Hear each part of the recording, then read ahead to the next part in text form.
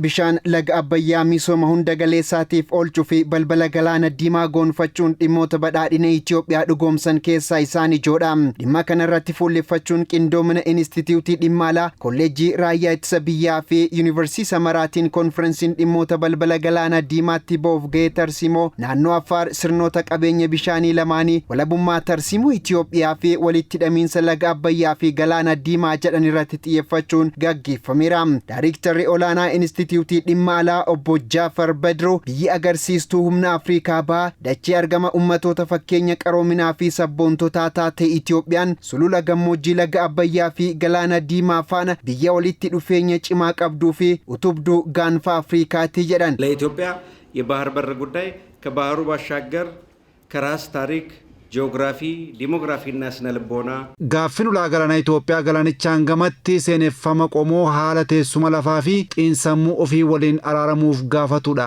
Itoophiyaan biyya ulaa galaanaa hin qabne taatus xiinsammuu lammiilee Itoophiyaa keessatti waggootaaf dhimma gaaffii ta'ee turedha. Gaaffiin ulaa galaanaa Itoophiyaa dhimma egeree fi dhimma lubbuun jiraachuuti.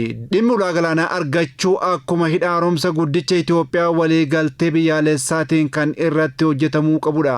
Itti aanaan ajajaa humna galaana Itoophiyaa tajaajila deeggarsa lolaa Komodoor Tegeeny Lataa gama isaaniitiin dantaan biyyaalessa Itoophiyaa laga Abbayyaa fi galaana Diimaa waliin hidhata cimaa qabaachuu himuun Itoophiyaan karaa nagaa fi haqa qabeessateen buufata galaanaa irratti abbummaa qabdu mirkaneessuun ishee waan hin oolle ta'uu himan.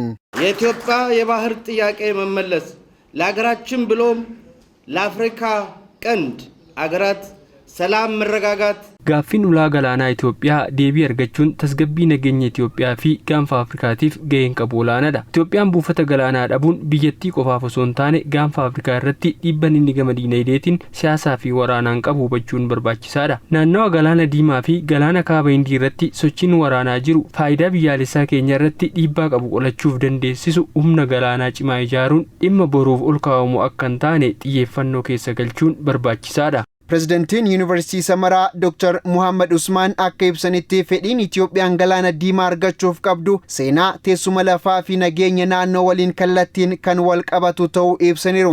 Waltajjiin kun marii hayyootaa Itoophiyaan dantaa biyyaalessaa ishee eeggachuu fi ejjennoo tarsiimoo galaana Diimaa irratti qabdu deeffachuuf gargaaru gaggeessuu keessatti gahee murteessaa qabaa jedhan.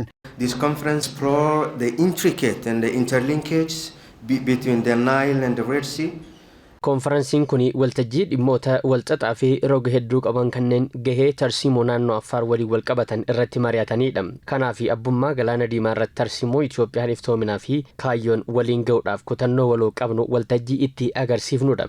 Xumura irratti tokkoon keessan dammaqinaan akka hirmaattan yaada keessan bilisaan akka irratti ibsattan Itoophiyaa badhaatee nageenya qabduu fi fooyyooftee hegera uumuu keessatti gahee ijaarsaa akka taphachan nan gaafadha. Waltajjicha irratti mana maree bakka bu'oota ummataatti walitti qabaa itti aanaa koree dhaabbii dhimmoota alaa fi nageenyaa Dr. Fatim Haddi hooggantoonni olaanoo mootummaa qondaaltonni raayyaa ittisaa fi keessummoonni affeeraman argamaniiru.